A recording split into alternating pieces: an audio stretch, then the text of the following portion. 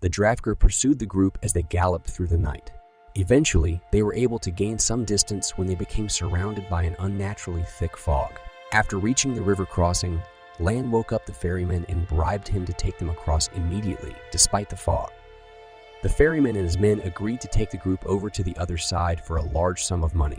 As they were disembarking, the ferry suddenly sank. Rand and the others suspected that Moiraine had sunk the ferry to further slow down their pursuers, which made them feel uneasy about her ruthlessness. The group became exhausted, and Lan led them to a cave he had scouted and prepared on the way to Emond's Field. While they rested, Moiraine took Egwene aside and revealed that the young woman had a natural talent for channeling the true power. Egwene was overjoyed at the prospect of becoming an Aes Sedai, while Rand felt uneasy. After a night's rest, the group continued their journey to the nearest town, Baerlon. Moiraine and Lan were known to the locals under assumed names because ill will was directed towards the Aes Sedai. While talking to the guard, they learned that a group known as the Children of Light had arrived in town, opposing anyone who used the true source. Their presence made the group's stay even more dangerous. Upon arriving at a tavern, the proprietor appeared to be well acquainted with Moiraine and Lan's assumed personas.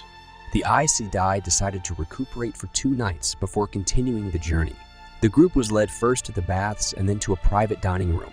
After Mat almost told one of the tavern servers about the Trollocs and the 2 rivers, Lan and Moiraine emphasized the need for secrecy. That night, Rand had another disturbing dream in which he conversed with the Dark One and was unable to wake up. The man called himself Baalzamon and insinuated that he was responsible for Lews Therin's madness and killing spree, as well as other historical events that had led to chaos and death. In the dream, the man also killed a rat, breaking its spine. When Rand woke up the next morning, everyone had already left and he had a lingering headache. As he went down to the kitchen for breakfast, he witnessed a confrontation between the tavern keeper and the cook.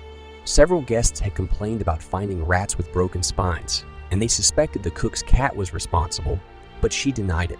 Rand realized this was somehow related to his dream and went in search of his friend. Perrin was still in the room, having also had a restless night while Mat had a disturbed night too. Rand explored the city, and while walking around, he saw the peddler, Paden Fane. The man attempted to run away, but Rand cornered him in a dead-end alley. The peddler seemed worn out and jumpy. Rand invited him back to the inn, but Fane was afraid of Moiraine and asked Rand to keep his presence a secret from the Aes Sedai, which Rand agreed to do. On his return to the inn, Rand found out that Nynaeve had unexpectedly shown up and was talking with Moiraine. At first, Nynaeve was furious, believing the Aes Sedai had kidnapped the young people. After learning all the details, the Wisdom seemed inclined to believe that the 3 young men were being hunted by Trollocs, but had not yet decided what to do about it. That evening, Thom told stories and played music in the common room. After the merriment, Rand prepared to go upstairs to sleep when a Murdral, a Fade, one of the shadow spawn creatures, ambushed him. It was muscular and serpent quick, with lank black hair and waxy white skin creature. He was too shocked to react, but Lan arrived just in time to save him. The warden woke everyone up and got them moving. They needed to leave immediately before the Fade came back with Trollocs. As the group left, they saw that a fire had started in the city. The Aes Sedai believed that Trollocs had attacked the inn where they had been staying. They made steady progress, but eventually began to hear the Trollocs' horn behind them. Lan found out that 500 troops were catching up with them. The group decided to veer north to escape the monsters, but they ran into more monsters and engaged in a skirmish led by Lan.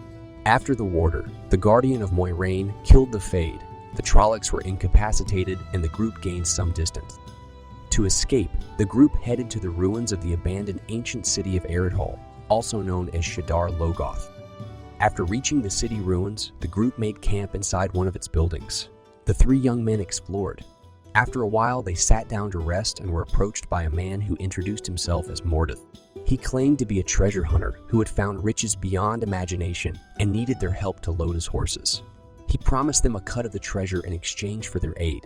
Mat immediately agreed and followed him. Rand and Perrin were more suspicious, but they could not leave their friend behind. The young men soon realized that there was something unnatural about Mordeth as he cast no shadow. They were terrified and ran back to the camp. Moiraine was angry at them for being so careless and naive. She told them the story of Eredhol, which had once been a staunch enemy of the Dark One until the arrival of Mordeth. Under Mordeth's influence, the king became insane, and the citizens turned on each other, giving rise to a shadow presence called Shadar. Everyone died except for Mordeth, who now waited to lure a traveler to devour their soul and take on their body to escape the city. Lan brought news that a large group of Trollocs was searching for them, so the group had to keep moving towards the river. While they tried to leave the city, Lan and Moiraine were separated from the others by a tendril of smoke that was Shadar. To keep everyone safe, Moiraine split them up and told them to continue on until they reached the river. While they were trying to find a way out of the fog, they suddenly came face to face with Trollocs. Rand got separated from the group but managed to escape and eventually met up with Mat and Tom. They were able to get away from the Trollocs by jumping onto a passing ship. Perrin also got separated from the group and ended up running into Egwene. While they were fleeing the city in the dark, Perrin accidentally rode his horse off the edge and into the river. Fortunately, he made it to the other side. At dawn, Nynaeve woke up alone and began searching for the others. She eventually found Moiraine and Lan, who were discussing the young men from Aemon's Field.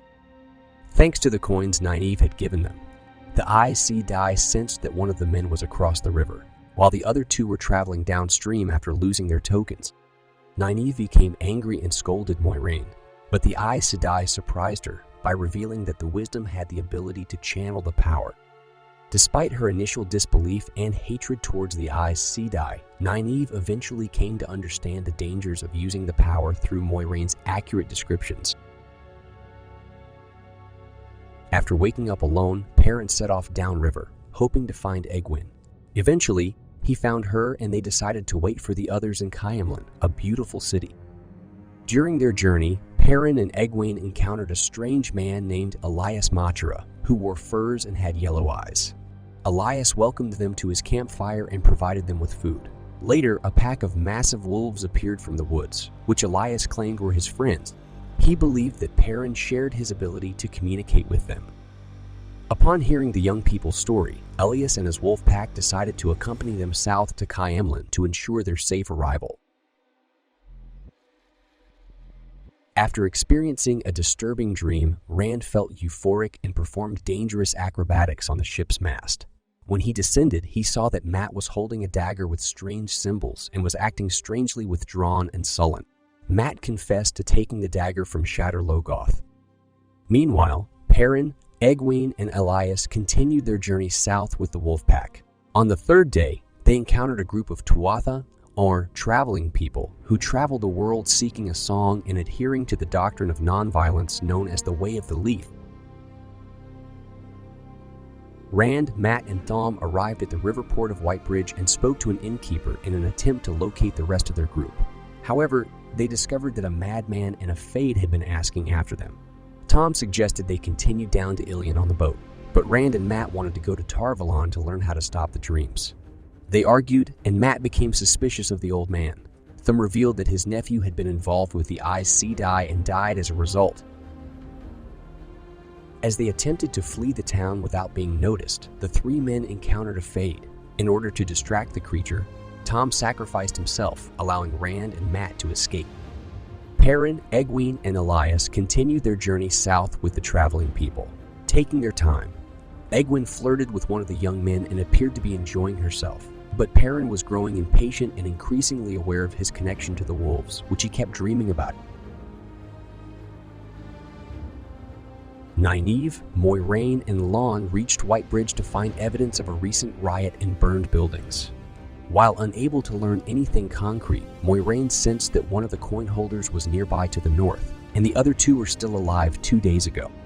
They decided to search for the closest person and then head to Caemlyn in the hope of reuniting with the others, much to Nynaeve's displeasure. Perrin, Egwene, and Elias struck out on their own, crossing a vast grassland. They were spotted by ravens serving the Dark One and were pursued, but managed to reach a steading, a magical place where the servants of the dark could not go. They made camp near a small oasis beside a fallen statue of the legendary king, Arthur Hawkeye. This is the end of part 2. Thank you for staying with us.